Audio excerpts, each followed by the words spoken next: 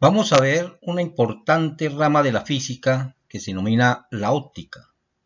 Para su estudio la vamos a dividir en dos grandes ramas, lo que es la óptica física y la óptica geométrica.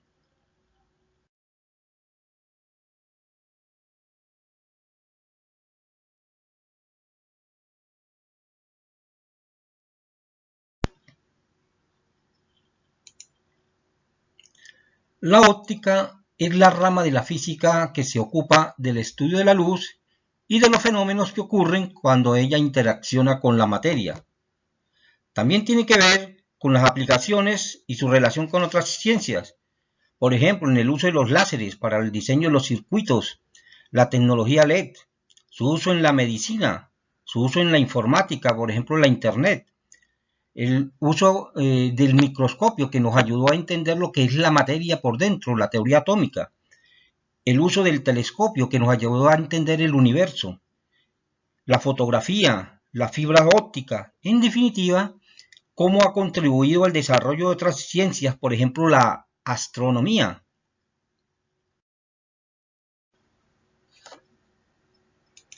Como ya dijimos, la óptica se divide en dos grandes ramas para su estudio.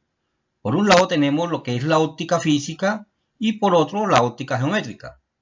La óptica física es la parte de la óptica que realiza el estudio de la luz desde su propia naturaleza, pues para entender fenómenos como la difracción, como la dispersión, la polarización, y para ello pues considera lo que es la longitud de onda y algunas otras propiedades que hacen parte de su naturaleza. Aquí también vamos a ver lo que es la naturaleza de la luz. Haremos un recuento de lo histórico sobre cómo se llegó a descubrir esa naturaleza. Y por otro lado, la óptica geométrica parte de una suposición, que la luz está constituida por rayos que proceden del foco emisor y se dedica a estudiar los cambios de dirección de los mismos en los fenómenos como la reflexión, la refracción, mediante unas leyes geométricas sencillas. En este caso no considera la longitud de onda ni otros aspectos de su naturaleza. Vamos a iniciar pues con el estudio de la óptica física y para eso pues vamos a hacer algo de historia sobre lo que es la naturaleza de la luz. Para ello pues nos vamos a remontar a lo que es la escuela pitagórica en la época de los griegos. Entre ellos pues nos encontramos nosotros con Euclides en el año 300 a.C. Ellos consideraban que la luz era un fluido procedente de los ojos del observador y que al iluminar los objetos pues motivaban la visión. También es importante en la época antigua pues los espejos encontrados por ejemplo en Egipto. También las lentes encontradas en Mesopotamia en el año 3000 a.C. En China, por ejemplo, Confucio, en el año 500 a.C., habla de que la gente usaba una especie de vidrio en sus ojos, como algo así como unas lentes. Los árabes, por ejemplo, tenían unas especies de bolas que concentraban la luz y la utilizaban para cauterizar las heridas o para encender el fuego. Caso notable, por ejemplo, como el de Aristóteles. Aristóteles utilizó una serie de espejos que proyectados sobre unos fluidos, pues los calentaba. Podríamos decir que entonces Aristóteles podría ser considerado como el padre de la energía termosolar. En el caso de Ptolomeo es otro caso notable en el siglo II después de Cristo, pues él escribió un libro sobre óptica donde relacionaba ahí lo que es el fenómeno de la reflexión y la refracción y también pues él se refería ahí a los instrumentos que utilizaba para medir esos ángulos. Otro aspecto importante es el de la Edad Media. Y ahí nos encontramos con Alhazen en el año 1000 después de Cristo. Él consideraba la luz como algo parecido a un proyectil que procede del foco luminoso y al reflejarse en los objetos provoca la visión por nuestros ojos. Alhazen pues es considerado pues como el padre de la óptica actual.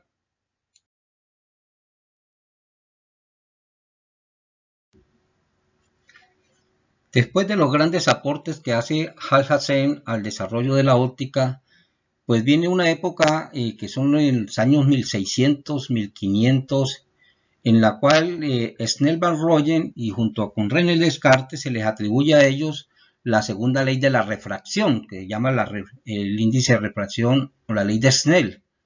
Algunos lo conocen como la ley de Snell-Descartes, aunque esta ley también se le atribuye a otros científicos.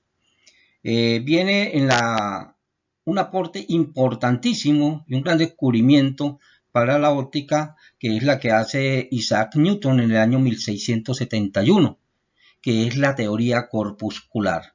Dice Newton que el cuerpo emisor produce corpúsculos luminosos y que dichos corpúsculos se mueven con movimientos rectilíneos uniformes a muy altas velocidades, chocando con los objetos.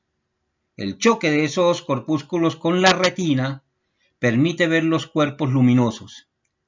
El choque de los corpúsculos con los objetos opacos permite ver, pues, por reflexión de la luz, y a cada color corresponde un tipo distinto de corpúsculo. Eso se le conoce como la teoría corpuscular. Esa teoría corpuscular, pues, estuvo vigente por varios años, así como la teoría de los griegos, que aunque nos parezca absurda, pues duró más de 10 siglos de vigencia. En esta misma época tenemos a investigadores como Leonardo da Vinci, que se dedicó al estudio del funcionamiento del ojo. Él estudió a profundidad el ojo y pues ahí descubre él, por ejemplo, de que no es el cristalino el encargado de la visión, sino que hay otro cuerpo atrás que es la retina, que es la que nos permite ver. Él llega a proponer el uso de los lentes de contacto. Más adelante, en los años 1589, en 1608, de la Porta, Zacharias Hansen y Lippershey, pues se les atribuye a ellos el descubrimiento del telescopio. Casi que hay coincidencia pues generalizada de que es Lippershey, el holandés, al que fue el que descubrió o el que inventó, perdón, el telescopio. A Galileo, que le hace una serie de mejoras al telescopio, principalmente para su aumento, pues lo logra aplicar en el año 1609 para el estudio de la astronomía. En esta época, pues por ejemplo, en Humberto Eco, que era un gran escritor, él escribió en El nombre de la rosa, ahí se describe lo que es el funcionamiento de los anteojos. En el año 1690, Christian Huygens propone una nueva teoría sobre la naturaleza de la luz, que la conocemos como la teoría ondulatoria, en oposición pues a la teoría de los griegos, que decía que eran del emisor donde salían esos rayos que chocaban contra los objetos, y en contraposición a lo que decía la teoría corpuscular, que de los objetos era que salían esos corpúsculos que chocaban contra la retina, y era donde se captaban las imágenes, que es la teoría corpuscular. Aquí en la teoría ondulatoria nos habla de que la luz es una perturbación ondulatoria, es decir, es una onda, pero de tipo mecánico, que al igual que el sonido se propaga en el espacio en todas las direcciones, a través de los cuerpos transparentes y a través del espacio interestelar, es decir, en el vacío. Tanto los cuerpos transparentes como el espacio interestelar se encuentran ocupados por un medio continuo, es decir, ellos aquí, para poder explicar este fenómeno y algunas otras leyes que tenían vigencia en la época, inventaron pues una sustancia imaginaria que la denominaron el éter. El éter es una especie de fluido perfecto que no representa oposición ni obstaculiza el movimiento de nada, pero es algo que lo llena todo. Ese éter lo llamaron el éter luminífero o éter, luminífero que significa portador de luz. Sin ese éter, pues estas teorías pues no tendrían ninguna validez. Sin embargo, más adelante se descubre de que ese tal éter no existe. Es decir, entonces ahí llega una contradicción. Entonces, ¿cómo se está propagando la luz si es una onda mecánica, cómo se está propagando en el vacío? Pues ese es otro aspecto que veremos más adelante. Bueno, hasta este momento pues existen dos teorías sobre la naturaleza de la luz. Como dijimos, estamos hablando de la teoría corpuscular y de la teoría ondulatoria. En el año 1801, Thomas Young pues hace un experimento que se llama el experimento de la doble rendija, en la cual logra demostrar que la luz se comporta como una onda, es decir, un haz de luz, cuando atraviesa unas dos finas rendijas de un ancho muy pequeñito, es decir, del orden de de media longitud de onda, puede originar sobre una pantalla un patrón de interferencia. Él le da la explicación de esto y pues habla del fenómeno de la difracción de la luz para poder explicar por qué aparece ese patrón de interferencia sobre esa pantalla. Esto pues es un aporte importante que demuestra de que la luz es una onda, es decir, le da pues vigencia a la teoría ondulatoria.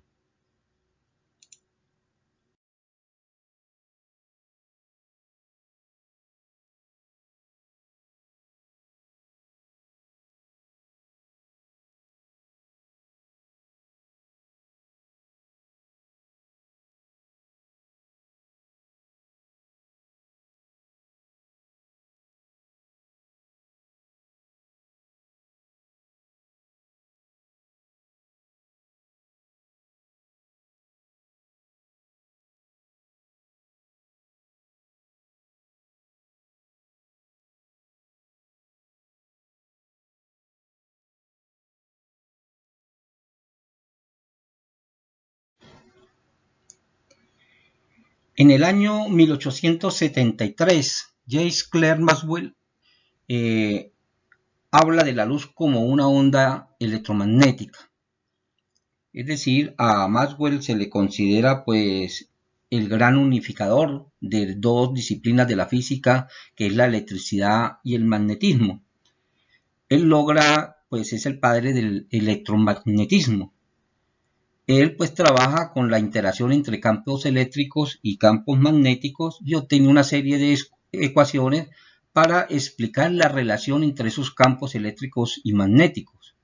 Pero ya centrándonos en lo que es la teoría electromagnética de la luz, él considera que las ondas luminosas son fluctuaciones periódicas de campos eléctricos y magnéticos. La fluctuación de esos dos campos se crean una serie de ondas y entre esas ondas pues vamos a encontrar nosotros lo que son unas ondas que capta el ojo humano de una determinada longitud de onda, que son las ondas luminosas o que es la luz, que es simplemente esa luz es una pequeña parte de ese gran espectro electromagnético, es decir, un largo de un umbral de longitudes de onda que van entre 4 por 10 a la menos 7 metros a 7,5 por 10 a la menos 7 metros. Pero todas las radiaciones electromagnéticas son producidas por la interacción entre los campos eléctricos y magnéticos, y la luz pues hace parte de esa interacción. Ya más adelante, en el año 1887, pues Robert Hertz acepta ese hecho y logra producir ese tipo de ondas y demostrar que obedecen a todos los fenómenos de las ondas, pues que no.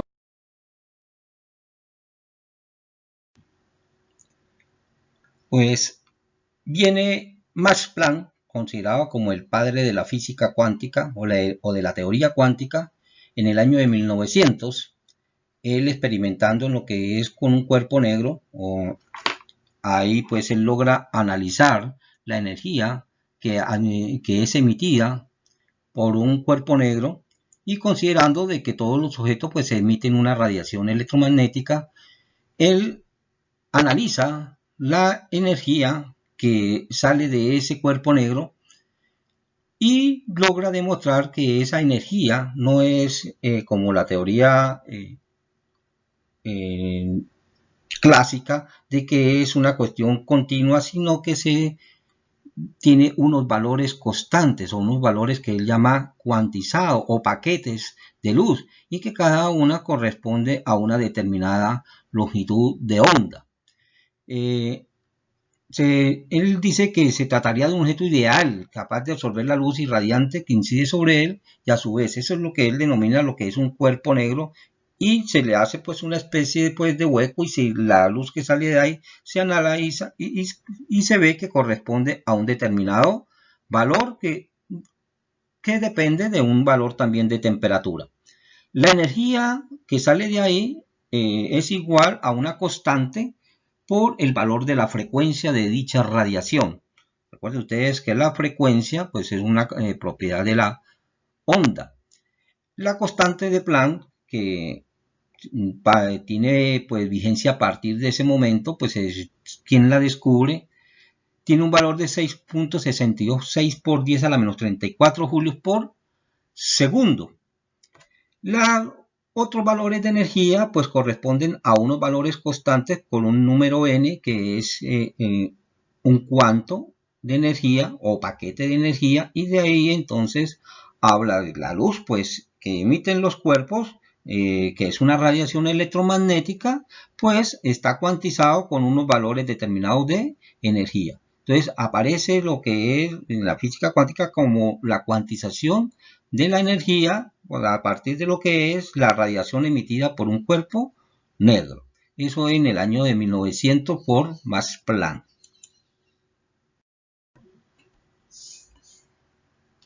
Con Max Planck pues empieza a hablarse de una nueva teoría, que es la teoría cuántica de la luz, al reconocer pues que la energía que son emitidas por los cuerpos es una energía que es absorbida o emitida en manera de paquetes o en manera de cuantos de energía. Albert Einstein en el año 1905, pues a través de un experimento, utilizando radiaciones de luz, en este caso pues luz visible o luz ultravioleta, que era proyectada sobre unos cuerpos, unas placas metálicas, logra pues de ahí extraer unos electrones que adquieren una determinada energía cinética.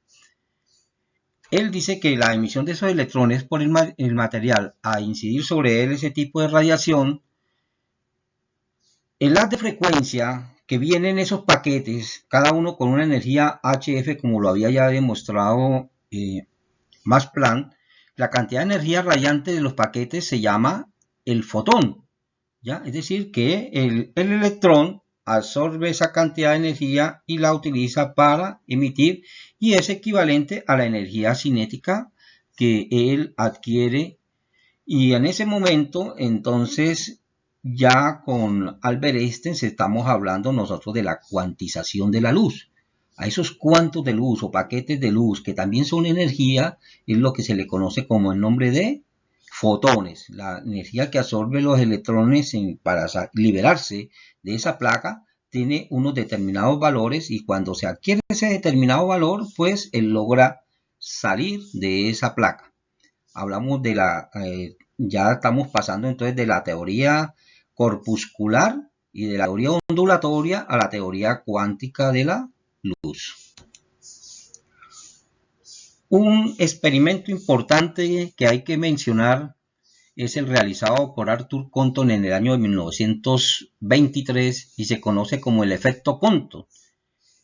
Este experimento pues habla muy bien de lo que es la naturaleza de la luz en cuanto a partícula, pero en forma de fotón, como en forma de paquete de energía, no esos corpúsculos allá de los que hablaba Newton, sino ya pues unos paquetes de energía en la cuales la luz se propagaba. Es decir, hasta este momento pues tenemos nosotros que la luz es una onda, que es la teoría ondulatoria, y en este momento pues estamos hablando la luz como un paquete de energía, es decir, como una partícula de energía que se propaga. En el caso del efecto Compton, él en ese experimento, cuando hace incidir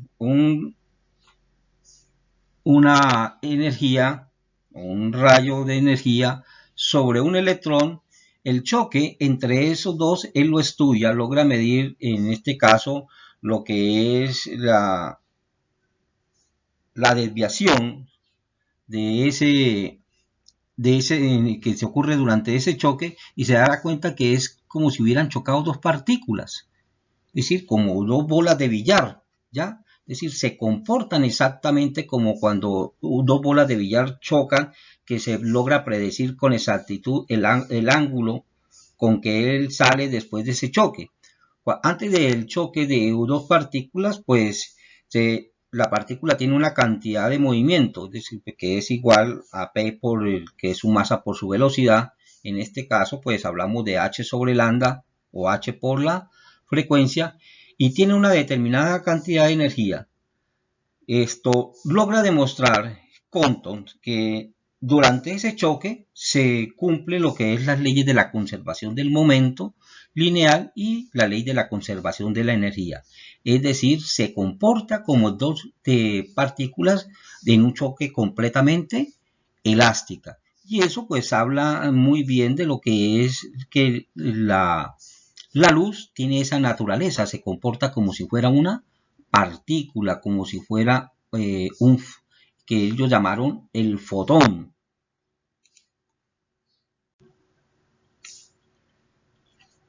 En el año de 1924, Louis de Broglie, pues un físico teórico, pues hace una aseveración, un desarrollo,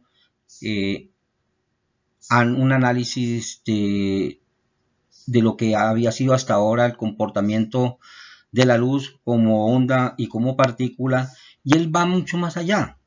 Él dice que los electrones, en este caso los electrones pues tienen una masa, ¿no es cierto? Él dice que los electrones se comportan como si fueran ondas, y que no solamente son ondas, sino que todas las partículas y todos los objetos llevan asociadas una determinada longitud de onda de materia, y hay una relación entre materia y longitud de onda. Es decir, antes se pensaba pues que la luz era una onda y que la luz era una partícula. Él dice, no, ahora todas las partículas también son ondas. Es todo lo contrario a lo que decían ellos, y él llega pues a obtener una ecuación muy importante, que es que lambda, o sea, la longitud de onda asociada a la masa, es igual a la constante de Planck. Recuerde, la constante de Planck tiene que ver con lo que es la teoría cuántica de la luz sobre el producto de la masa, en este caso estamos hablando de materia, por su velocidad. Hay una relación a partir de la teoría cuántica en que la materia y la onda pues tienen una relación muy estrecha. O sea, las ondas se comportan como partículas, en el caso como en el efecto Compton, o las materias se comportan como onda, como el caso de los electrones dentro de la región atómica. Incluso llega Louis de Broglie a proponer una teoría atómica relacionando la propiedad ondulatoria de los electrones. Esto es un cambio importantísimo, un aporte para lo que es la física cuántica, que se conoce como la dualidad onda-partícula. Bueno, yo pues les doy las gracias por haber aceptado pues hasta este momento este pequeño resumen de lo que ha sido de una manera histórica el conocimiento que se ha adquirido sobre la naturaleza de la luz. Es mucho lo que todavía está por descubrir. Hasta ahora pues entendemos que la luz tiene una determinada velocidad, que ese valor es constante en determinado medio. Por ejemplo, puede cambiar con el fenómeno de la refracción, pero también establece un límite para la naturaleza. Es decir, con Albert Einstein en el año 1901, a partir de la teoría relativista, pues se dice que nada puede superar ese valor, que es un límite que se halla en la naturaleza, la velocidad de la luz. Sin embargo, pues eso no se puede considerar del todo totalmente cierto, porque es probable que se logre demostrar lo contrario, y entonces ya pues empiezan a especular la física teórica en que sí se puede superar ese valor de la velocidad de la luz, pero mientras no haya un experimento pues que demuestre lo contrario, pues eso hasta ahora es lo que tenemos. Hay mucho más que decir, muchos más investigadores y muchos más científicos hicieron su aporte a este desarrollo de lo que, para entender lo que es la naturaleza de la luz, y de eso se encarga la física óptica o óptica física. Y pues hasta ahí dejamos, ustedes quedan pues que investiguen más sobre el tema. Muchas gracias.